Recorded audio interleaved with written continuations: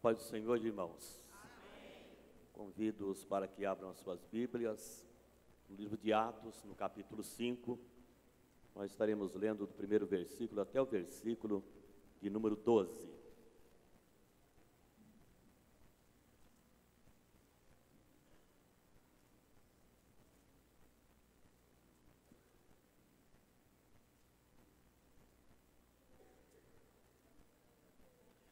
Mas um certo varão chamado Ananias, com Safira sua mulher, vendeu uma propriedade.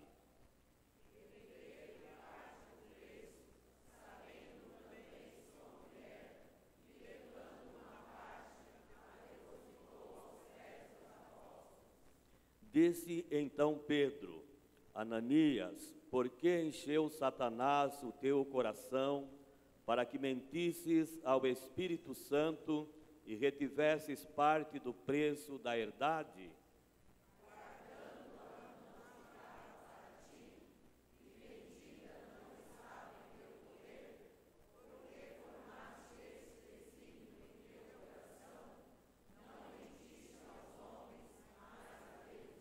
E Ananias, ouvindo estas palavras, caiu e expirou.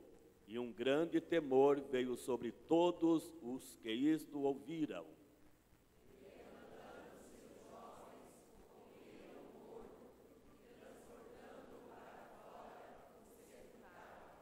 E passando um espaço quase de 3 horas, entrou também sua mulher, não sabendo o que havia acontecido.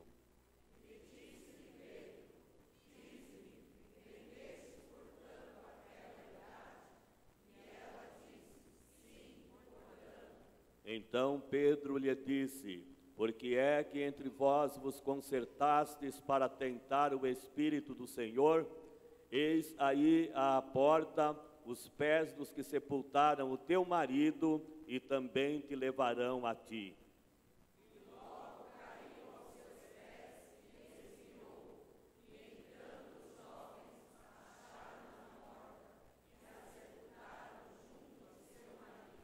E houve um grande temor em toda a igreja e em todos os que ouviram estas coisas.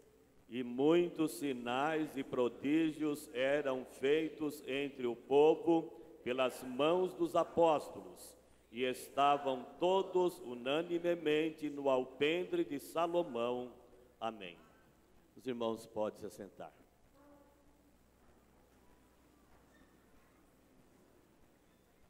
Minha oração nesta noite é que você esteja se sentindo bem neste lugar, esteja feliz na presença do Senhor, contentes no templo.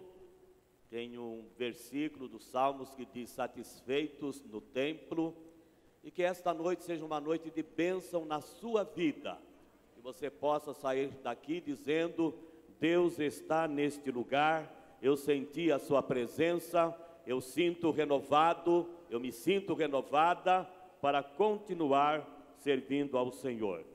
Como disse o nosso presidente, como também disse o pastor Erivaldo, nós estamos encerrando neste culto, o nosso mês da família no altar de Deus, encerrando este mês abençoado. Tivemos várias ministrações e graças a Deus foi uma bênção participar de todas elas na nossa igreja. E eu tenho por certo que as famílias estão abençoadas por este trabalho, por esta participação.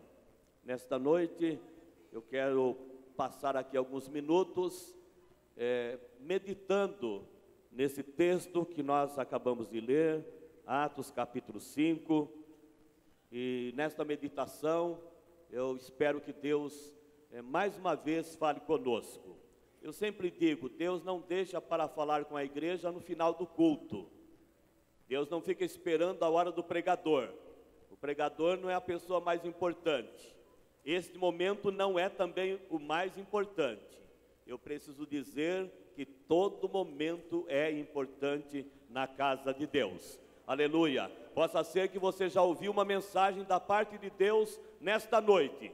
Quem sabe quando ouviu o testemunho da nossa irmã Luciana. Quem sabe quando ouviu o nosso conjunto CJC cantando o hino Atos 2. Quem sabe você já ouviu Deus falar de alguma forma quando você estava orando. Eu não sei, eu só sei que Deus continua conosco, eu só sei que Deus continua falando, eu só sei que esta noite é uma noite de bênção para a igreja do Senhor. Louvado seja o nome do Senhor. Eu quero, antes de falar nesse texto, trazer aos irmãos o contexto, partindo do capítulo 1, que é o capítulo que faz a ligação entre os escritos dos evangelistas, principalmente de Lucas, que não somente escreveu o evangelho que leva o seu nome, como também escreve este livro chamado Atos dos Apóstolos. Então, é uma ligação. Se os irmãos perceberem nos primeiros versículos, vão ver que é o final também de Lucas capítulo 24. O segundo capítulo do livro de Atos fala sobre o Pentecostes, sobre aquele dia em que, assim começa o capítulo, e cumprindo-se o dia de Pentecostes, o dia em que Deus derramou sobre a igreja, enviou à igreja o Espírito Santo. Foi um momento ímpar, foi um momento maravilhoso, aleluia. Foi um momento em que eles puderam ver línguas repartidas como que de fogo, pousando sobre a cabeça de cada um daqueles que estavam ali reunidos. Diz a Bíblia que eles começaram a falar em outras línguas, conforme o Espírito Santo lhes concedia que falassem. Foi uma reunião muito alegre, uma reunião diferente, uma reunião de muito poder, uma reunião de muita presença do Senhor, uma reunião que pode ser igual esta desta noite, uma reunião em que o Espírito de Deus possa se manifestar de uma maneira gloriosa e você ser cheio do poder e da presença do Todo-Poderoso. Aleluia. Assim o capítulo 2 chamou a atenção de uma grande multidão, não sei quanta gente, porque no final deste capítulo, em que Pedro pela primeira vez ministra o sermão, a Bíblia diz que quase 3.000 pessoas se converteram. Quantas tinham eu não sei, só que nós, irmãos, eu preciso ser bastante sincero comigo mesmo, eu não sei quantos são 3.000 pessoas. Eu não sei. Talvez você diga, pastor, olha aqui que você já vê isto. Não, não vejo. Multiplica por 3 esse número, mas eu não consigo mentalizar o que significa multiplicar por 3 este contingente que temos aqui, para dizer que naquele dia quase 3.000 almas se converteram ao Senhor. E assim começa a igreja cristã, esta igreja da qual eu faço parte, esta igreja da qual você faz parte, esta igreja chamada a Igreja do Senhor Jesus Cristo, aleluia. Este momento chamado a dispensação do Espírito, bendito é o nome do Senhor. Assim começava a igreja ali em Jerusalém. Vamos para o capítulo 3. Capítulo 3 fala da cura de um homem paralítico que tinha mais de 40 anos de idade e era paralítico de nascença. Também um momento tremendo para a igreja que está começando, momento tremendo para ela, a cura deste homem, deste paralítico. Vocês vão lembrar que era às 3 horas da tarde, os nossos irmãos subiam para o templo, e ao entrar no templo, se deparam com aquele paralítico. Não era a primeira vez que ele estava lá, era mais uma vez, mas nesta oportunidade, ele estende a sua mão para pedir àqueles apóstolos para que lhe desse uma esmola, para que lhe ajudassem. E a resposta foi essa: nós não temos ouro, nós não temos prata, nós viemos sem dinheiro, nós não trouxemos nada, não temos nada para te oferecer. Aleluia. Aquilo que você está esperando receber, nós não temos. Mas uma coisa nós temos, bendito é o nome do Senhor, em nome de Jesus, levanta e anda, bendito é o nome do Senhor. Na minha concepção, aquele homem não entendeu, porque a Bíblia diz que tiveram que pegá-lo pela mão e o colocar de pé. Não pensa que naquele momento em que ele ouviu aquela palavra, ele já se pôs de pé. Não, pegaram-no pela mão e o colocaram de pé. Quando ele percebeu que estava em pé, diz a Bíblia que ele entrou saltando para dentro do templo e glorificando o nome do Senhor. Eu estou falando de um momento bastante agradável na igreja. Eu estou falando de um momento bastante alegre na igreja. Aleluia! Eu estou falando de um momento de comunhão da igreja. Bendito seja o nome do Senhor. E agora vamos para o capítulo 4.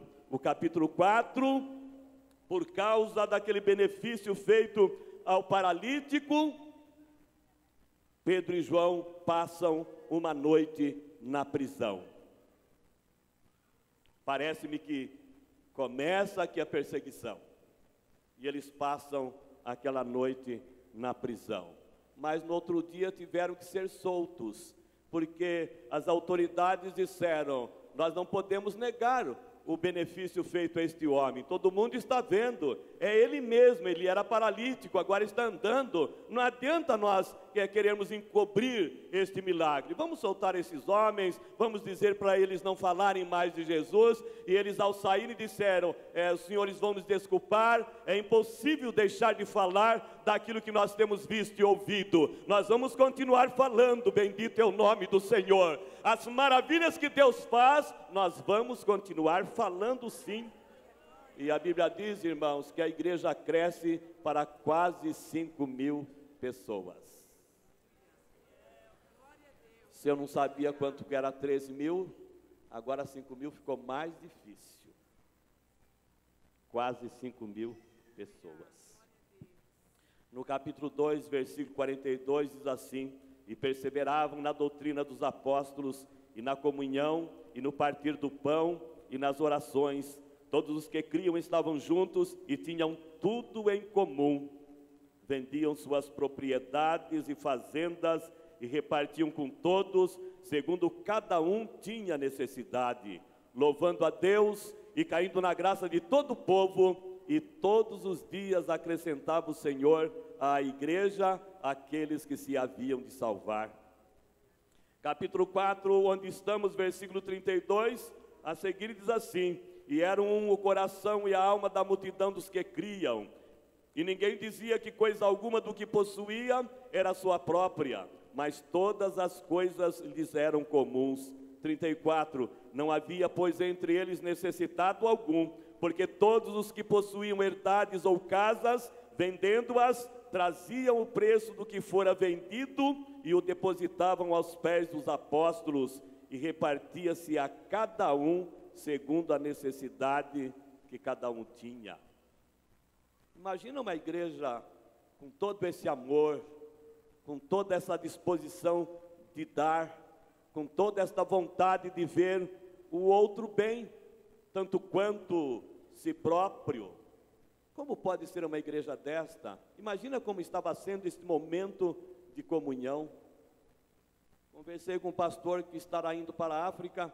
Ele disse: pastor, a primeira vez que eu fui para a África, eu fiquei pensando, esses irmãos aqui não têm alma. Não tem alma. Difícil de entender isso, né?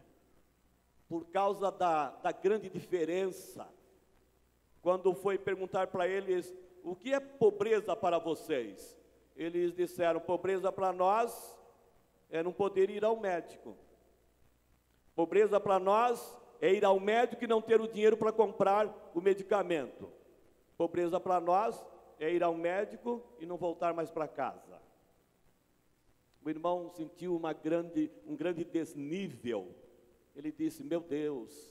Mas depois Deus falou ao coração dele: eu também sou o Senhor deles, eu também sou o Salvador deles, eu também sou o Deus deles. Eu sou o Deus de vocês e o Deus deles, eu sou o Deus de todo mundo. Bendito é o nome do Senhor. Mas a igreja aqui em Jerusalém está trazendo um equilíbrio social. não gosto muito de falar em socialismo, mas trazendo um equilíbrio aqui para falar de amor, para falar de coração aberto, bendito é o nome do Senhor, para falar de comunhão. Aleluia, quando nós comungamos, nós temos o coração aberto para ajudar o outro, para abrir a nossa mão, aleluia, nós queremos que o outro esteja também satisfeito, alegre, bendito seja Deus. E nesta noite nós nos reunimos na casa do Senhor, aleluia, não é para somente eu ficar alegre ou estar alegre, o Espírito de Deus que está aqui, Ele quer que todos nós nos alegremos nesta noite, independente da nossa condição, independente daquilo que estejamos passando, bendito é o nome do Senhor. O Espírito de Deus está dizendo: eu estou no controle, eu estou vendo, eu vou te ajudar, eu vou te levantar, aleluia, confia em mim, não temas, como cantou o coral, pode continuar confiando, pode continuar esperando, os meus olhos estão abertos e voltados para este lugar, eu quero derramar a bênção sobre a tua vida. Louvado seja o nome do Senhor. Aleluia, o Espírito de Deus quer que esta comunhão continue, aleluia, no meio da igreja, aleluia, o Espírito Santo quer que o perdão tome conta do nosso coração, para nós amarmos de verdade. Eu não sei se foi uma brincadeira, vou falar porque a irmã não está aqui, aí fica mais fácil. Eu a encontrei no domingo aqui no pátio e, diante de uma situação, disse: irmã, eu te amo, irmã, eu gosto de você. Ela disse: eu também gosto do Senhor, pastor, fazer o quê? Aí fiquei sem entender, eu falei: fazer o quê? Ela não está aqui me ouvindo. Estou dando uma olhada, parece que não está, acho que deu uma saída, foi tão bom, não é? Mas eu creio que foi uma brincadeira. Aleluia, estamos aqui para viver a comunhão, bendito é o nome do Senhor, bendito é o nome de Jesus, aleluia. Se eu precisar perdoar hoje, se você precisar perdoar hoje, faça isto neste último dia do mês, chamado mês da família, abra o teu coração, não sei quem precisa receber o perdão, perdoa, vai fazer bem para você, vai fazer bem para a tua saúde, vai fazer bem para aquele que receber o perdão, vai fazer bem para a igreja, e o nome de Jesus estará sendo glorificado. No versículo 36 do capítulo 4, encerrando, parece-me que esse capítulo, diz assim: então José, cognominado pelos apóstolos Barnabé, que traduzido é filho da consolação, levita, natural de Chipre, possuindo uma herdade, vendeu-a e trouxe o preço e o depositou aos pés dos apóstolos. O interessante, irmãos, lá no 2:42, melhor 45, diz que vendiam suas propriedades e fazendas e repartiam com todos. No 4:34, não havia, pois, eles necessitado algum, porque todos os que possuíam herdades ou casas, vendendo-as, traziam o preço do que fora vendido e o depositavam aos pés dos apóstolos. Tinha se tornado uma prática. Eu não sei por que o Espírito Santo achou por bem destacar este homem por nome Barnabé. Não sei se é por causa da história dele, que ainda se estendeu nos capítulos seguintes, mas eu sei dizer que o nome dele está aqui, dizendo que ele tinha uma herdade, vendeu-a e trouxe o preço e o depositou aos pés dos apóstolos. Uma coisa que precisamos saber, que não era uma obrigação, não havia esta determinação, que todos deveriam vender tudo quanto tinham e trazer para os apóstolos. Não, mas o amor, os crentes movidos pelo amor, o amor de Deus derramado no coração, estavam fazendo isto, e a igreja estava sendo uma bênção, e o resultado era que ia crescendo o número daqueles que se convertiam ao Senhor Jesus. Porém, quando eu chego no capítulo 5, o capítulo começa com uma palavra, e esta palavra é mas. Depois de eu dizer toda essa bênção, de eu falar toda essa comunhão, toda essa alegria, o capítulo 5 diz, mas, ele cria aqui uma adversativa para dizer, não está continuando do jeito que vinha, não. Aconteceu alguma coisa e a história precisa parar um pouquinho aqui. Diz lá, mas um certo varão chamado Ananias, com Safira, sua mulher, vendeu uma propriedade. E nós vamos perceber pelo relato que este casal resolveu vender a propriedade. Não sei como foi a reunião em casa, não sei se eles estavam com problema nas finanças, só sei que eles fizeram um acordo em vender aquela propriedade. E eu já aproveito para dizer que nenhum casamento sobrevive sem acordo em qualquer nível, pois a ausência do acordo mata o relacionamento.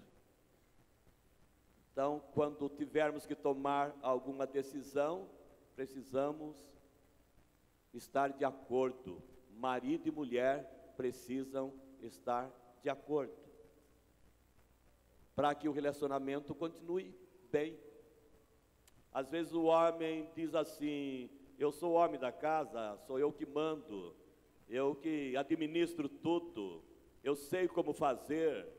Às vezes sabe mesmo, mas precisa haver um acordo, conversar, os dois estarem de acordo para fazer qualquer coisa. Então, no casamento, precisa haver acordo nas decisões que o casal precisa tomar. É impossível andar de mãos dadas em direção contrária. Amós 3:3 diz, andarão dois juntos se não estiverem de acordo? Ananias e Safira fizeram o acordo, vamos vender? Vamos vender. Nós temos ouvido falar que a mulher gosta mais da casa do que o homem. As mulheres nem falam nada, sim ou não? Fala alguma coisa aí. Mas me disseram que a mulher gosta mais da casa. Quando você fala em vender, a mulher já dá uma olhadinha assim. E aí precisa conversar muito. E às vezes dá certo. Porém, irmãos, o acordo que fizeram teve um propósito errado. Fazer o acordo estava certo. Vender a propriedade, entenderam que precisava vendê-la, estava certo. Mas o propósito depois da venda estava errado. Porque Ananias vendeu a propriedade e guardou uma parte do dinheiro. A Bíblia diz que foi ele que guardou. Mas a Bíblia também fala que ela tomou conhecimento. Ela também ficou sabendo. Ela também concordou com o marido. Ele disse, eu estou vendendo, vou guardar uma parte. E ela disse, eu concordo com você. Guarda mesmo. Não vejo nenhum problema até aí. Não vejo nenhum problema. Porque, de acordo com os versículos seguintes, se Pedro chegasse diante do Pedro, não é? Se Ananias chegasse diante de Pedro e dissesse, eu vendi por 100 e resolvi dar 50, estava resolvido. Não havia nenhuma obrigatoriedade de dar todo o valor da venda. Mas quando Ananias chegou diante de Pedro, segundo me informa o versículo 8, ele chegou e teve uma tratativa. Ele disse, eu vendi uma propriedade e estou trazendo aqui todo o dinheiro da venda. Eu quero entregar todo o dinheiro da venda que eu fiz da propriedade. Só que o Espírito Santo que está na igreja, o Espírito Santo que dirige a igreja, o Espírito Santo que não aceita ser confrontado, o Espírito Santo que não aceita mentiras, aleluia, porque Ele é o Espírito, aleluia, da verdade, bendito é o nome do Senhor. Tomando Pedro, aleluia, e Pedro agora usando a palavra diz, Ananias, por que você permitiu que Satanás enchesse o teu coração? Para mentir ao Espírito Santo. o valor da venda não foi este. Você sabe que não foi. E você sabe que não precisava fazer isto.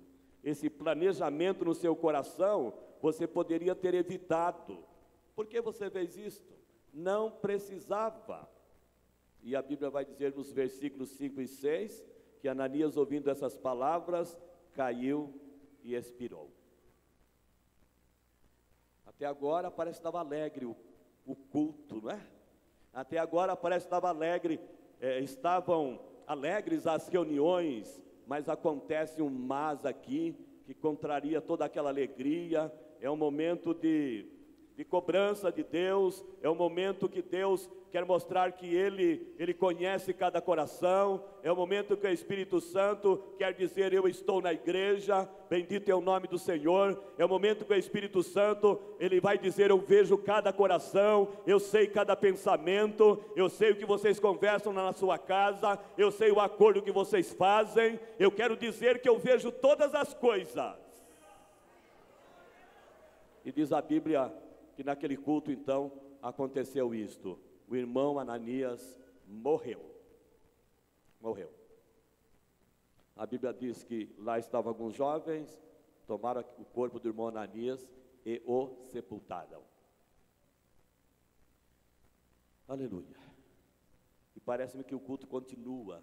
Também não sei se era culto, não sei se Pedro estava lá, não sei como que era. Eu só sei que a Bíblia diz que depois de quase 3 horas, chega a irmã Safira.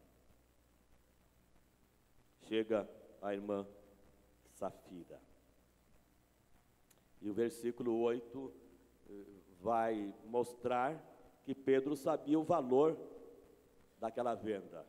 E ele pergunta: foi por este valor que vocês venderam a propriedade? Ela disse: sim, foi por este valor. Então Pedro diz: o que aconteceu com vocês? Vocês entraram em acordo para colocar o Espírito Santo à prova. Por que fizeram isto? E ela não sabia que Ananias tinha morrido. A ideia que temos é que ninguém contou nada. Ela vem para o culto, quem sabe chegou, cadê o meu marido? Não estou vendo aqui na congregação. Mas se eu pensar em congregação de 5.000, acho que não dá para ver mesmo, não é? Não sei. Eu, quando venho para cá, eu venho mais cedo, não é? Eu quero vir mais cedo. Mas quando começa o culto, eu dou uma olhada para ver se os meus vieram. Aí eu fico procurando. Para achar minha esposa, às vezes, é uma dificuldade, porque ela fica ali escondida, né? Então eu quero achar. Quando não acho, quero saber o que aconteceu, porque eu vim mais cedo. Fico pensando aqui, Safira procurando Ananias, mas parece que não teve tempo para tudo isso, não. Pedro já estava aguardando a chegada dela, bendito é o nome do Senhor. E Pedro vai dizer: seu marido morreu. Olha que notícia, irmãos. Seu marido morreu. Ela diz: o que o senhor está falando? Como que é isso? Seu marido morreu. Olha um pouquinho para trás, está vendo aqueles moços que vêm vindo ali? Que vêm vindo, eles foram levar seu marido para sepultar, e agora vai levar você também. Ela não teve tempo nem de respirar e de tomar outro susto. Diz a Bíblia que ela caiu e morreu. Pastor, nós estamos no mês da família, não é? Esses dias foram todos uma bênção. Os ministrantes foram tão abençoados. O senhor poderia trazer uma mensagem de vida, quem sabe uma mensagem diferente, mas é esta mesmo que eu trouxe. Imediatamente ela caiu aos pés dele e expirou. E entrando os moços acharam-na morta e levando-a para fora, sepultaram ao lado do marido. E houve um grande temor em toda a igreja e em todos os que ouviram estas coisas. E muitos sinais e prodígios eram feitos entre o povo pelas mãos dos apóstolos. Caminhando agora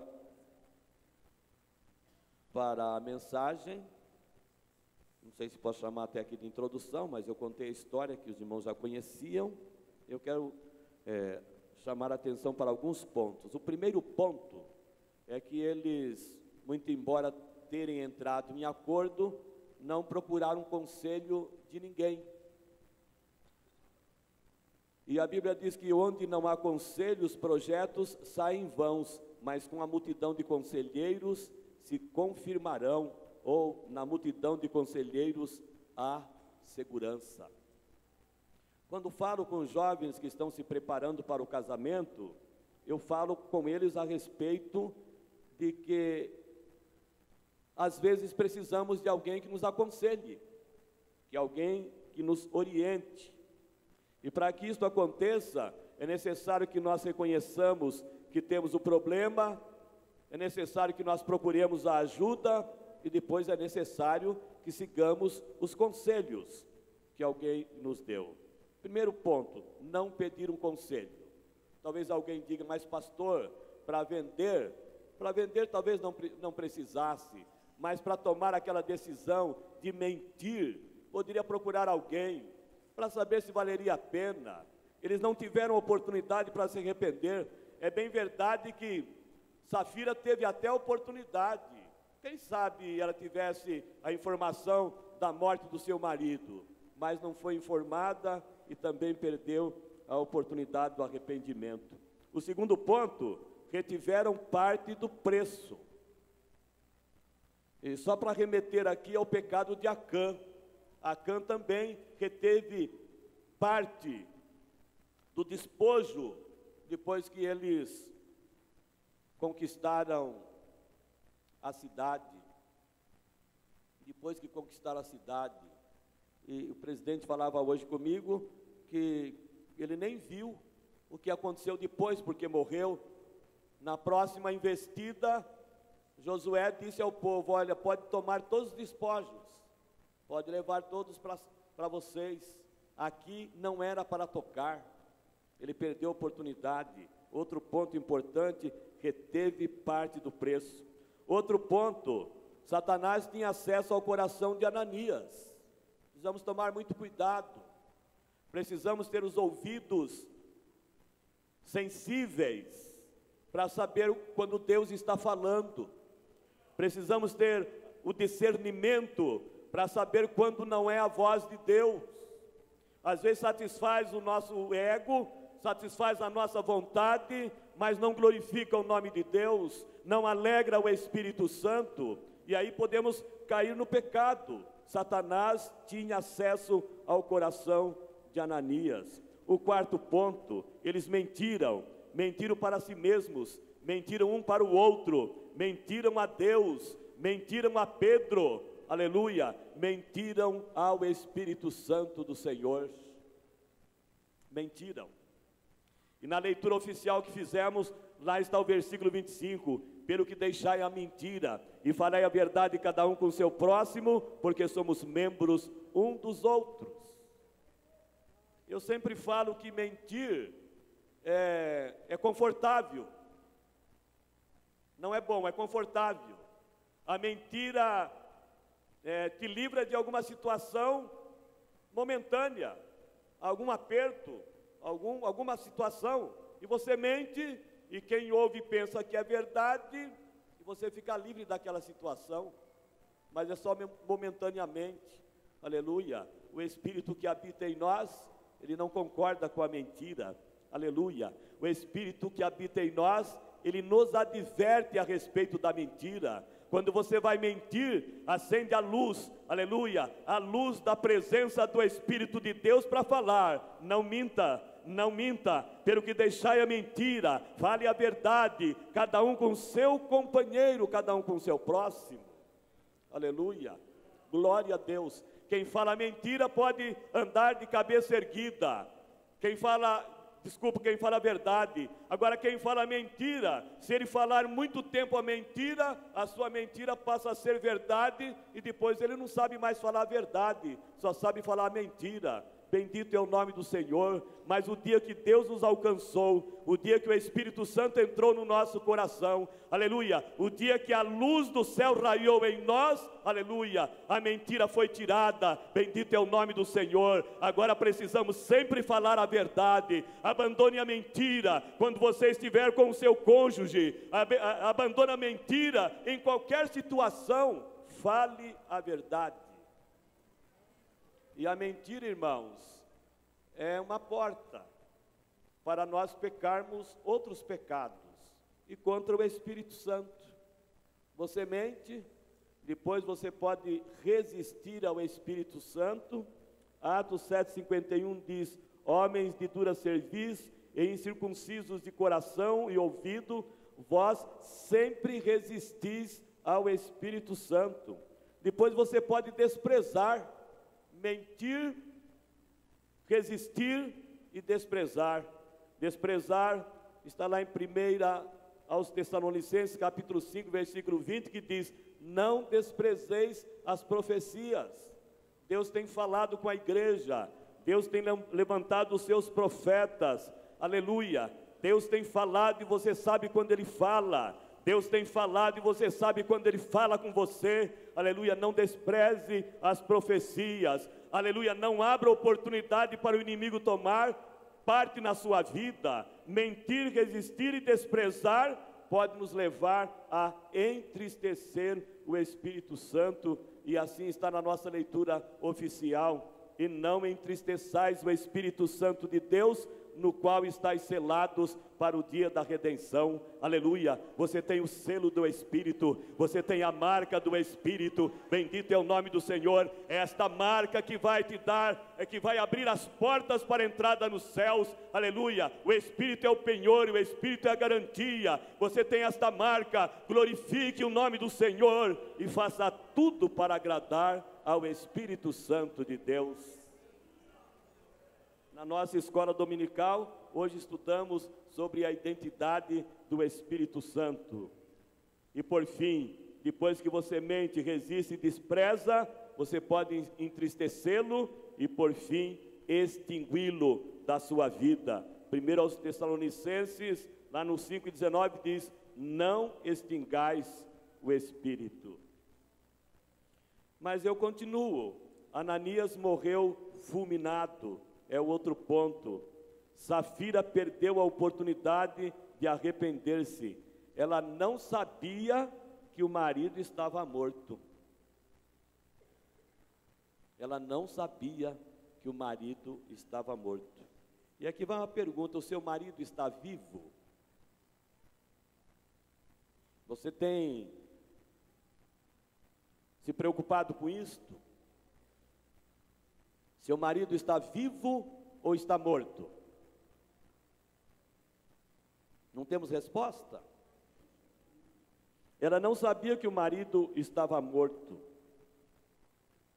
Quando falo com os jovens para o casamento, eu também digo isto: cada um tem que cuidar da vida espiritual do outro, tem que acompanhar. Quando a mulher diz: olha, não estou com vontade de ir para o culto, você tem que saber o que está acontecendo. Pergunta lá: o que está acontecendo? Quem sabe pode ser uma indisposição, quem sabe pode ser um problema de saúde, ok, mas precisa estar atento. Da mesma forma, a esposa estar atenta ao marido, para ver se ele não está morrendo, porque depois que morre, é mais difícil. Numa igreja onde fui pastor, um obreiro disse: olha, minha esposa não quer vir mais para a igreja. Eu falei: e por quê? Não sei. Mas como você não sabe? Você não é o marido dela? Eu não sou o sacerdote, não. Às vezes vocês falam que a gente é o sacerdote, mas eu não sou, não. Ela cuida da vida dela e eu cuido da minha. Isso está errado. Dá uma olhadinha se não tem alguém morto. Achei bonito o testemunho da irmã Luciana. Ela percebeu que alguma coisa estava morrendo na família, e ela se despertou para isto. Safira não percebeu que o marido estava morto. E é engraçado que morto aqui não foi só no momento que morreu, mas as atitudes já vinham mostrando que ele estava morrendo. E no casamento eu falo de 7 maneiras para preservar o casamento. Aqui só vou falar de 4. As outras 3 eu falo só para eles. A primeira, levar a sério os votos conjugais. O casamento morre porque os votos conjugais são esquecidos. Eu até sei que no dia da cerimônia, às vezes o nervosismo é muito, que os jovens não veem a hora de terminar a cerimônia. E tudo que você perguntar, eles respondem que sim. Precisa tomar cuidado com o que pergunta. Eles falam assim, não vê a hora, porque está certo, não é? É de fato um momento emotivo. Mas tem que levar a sério os votos conjugais. Vocês já ouviram a história daquele casal que queria se divorciar e o irmão foi procurar o pastor, já contei isso aqui para alguns jovens, foi procurar o pastor dizendo que queria se divorciar. E ele já sabia da resposta do pastor. E ele disse, eu vou hoje lá, o pastor pode falar o que ele quiser, eu não abro mão. Eu estou decidido, não tem pastor, não tem ninguém que me convença. E foi. Quando chegou lá, conversou com o pastor quis aconselhá-lo, ele estava irresistível, e então o pastor disse, você não aceita conselho nenhum? Não aceito, eu quero me separar. Então ele disse, então ajoelhe aí, que eu vou fazer a oração do divórcio. Porque quando você casou, eu fiz a oração do casamento, e agora você quer divorciar, eu vou fazer a oração do divórcio. Ajoelhe aí. E o moço ajoelhou, ele queria divorciar mesmo. E ajoelhado, o pastor começou a orar. Senhor Deus, este homem compareceu diante da tua presença, no teu santo templo, diante da igreja. E quando aqui compareceu, ele fez um voto. E no seu voto ele dizia, eu vou permanecer casado até que a morte nos separe. Aleluia. Oh, que oração e que confissão bonita. E o pastor continua a oração, então estou orando, Senhor, mata este homem por causa do voto que ele fez. Só que ele deu um pulo e disse, pelo amor de Deus, eu vou continuar com a minha esposa, vou continuar casado. Não levar a sério os votos conjugais. Outra maneira de conservar o casamento é assumir os próprios erros e não transferir a culpa para o outro. Mais uma, ter um conselheiro. Eu digo aos jovens, você tem que escolher uma família digna, respeitável, para você quando precisar procurar, principalmente nos primeiros anos da vida conjugal, ou por fim, o seu pastor, você pode escolher, precisa ter um conselheiro.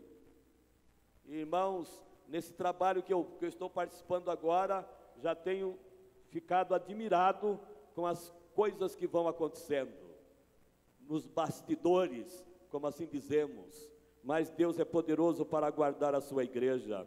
Mais uma maneira de proteger o casamento é não viver uma vida conjugal de fachada. Eu cheguei hoje, né, ofereci meu braço para a Rose pegar, não é porque nós somos bonitinhos não, ela disse, eu vou ter que segurar em você, senão eu vou cair. Não é? Mas tá bom, você chegue como você quiser, não viva uma vida conjugal de fachada. Quando tiver um problema, procure quem possa te ajudar. O final dessa mensagem é, seu casamento não pode morrer. Seu casamento não pode morrer. Não me importa quanto tempo faz que você está casado, o seu casamento não pode morrer. Mas se estiver acontecendo alguma coisa, eu tenho uma notícia importante para você. Aqui tem alguém que pode ressuscitar o teu casamento.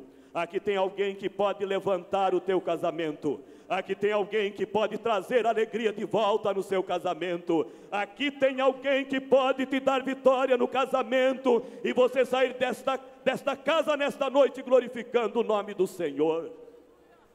Não disse que viver a vida conjugal é fácil, mas eu digo que viver a vida conjugal debaixo da orientação do Espírito Santo, aleluia, buscando a ajuda de Deus, nós venceremos, nós chegaremos até o fim da nossa jornada.